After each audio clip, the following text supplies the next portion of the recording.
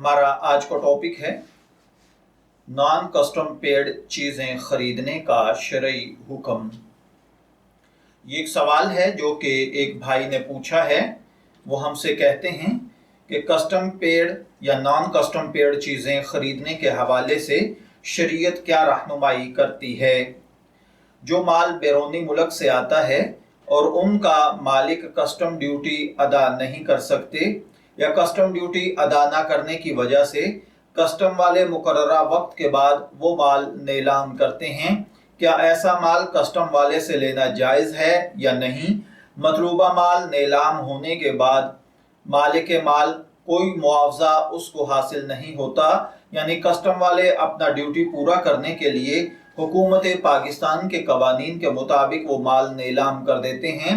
क्या हमारे लिए वो माल खरीदना जायज़ है नहीं, या इसी तरीके से नॉन कस्टम पेड चीज़ें खरीदना जायज़ है या नहीं।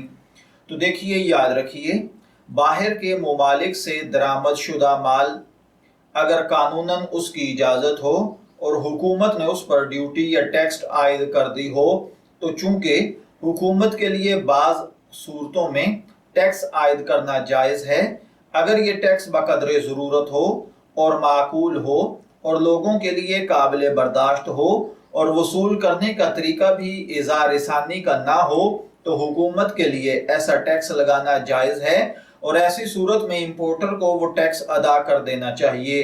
इसलिए अगर इंपोर्टर ये टैक्स मुकर्ररा मुद्दत में अदा कर दे तो फिर इस माल को असली मालिक को लौटाना लाजिम होगा। अगर इंपोर्टर टैक्स अदा करके अपना माल वसूल ही नहीं करता तो हुकूमत के लिए उसको नीलाम करके टैक्स की रकम वसूल करने की गुंजाइश है और ऐसी सूरत में नीलाम शुदा माल को खरीदना और अपने इस्तेमाल में लाना भी जायज़ है। मैं दुआगो हूँ कि अल्लाह ताला हमें इन बातों को समझकर इनके मुताबिक अमल करने की तौफीक अता फरमाए। शब्बीर अहमद को इजाज़त दीजिए, फिर हाजिर होंगे किसी नए टॉपिक के साथ। तब तक के लिए अल्लाह हाफिज़।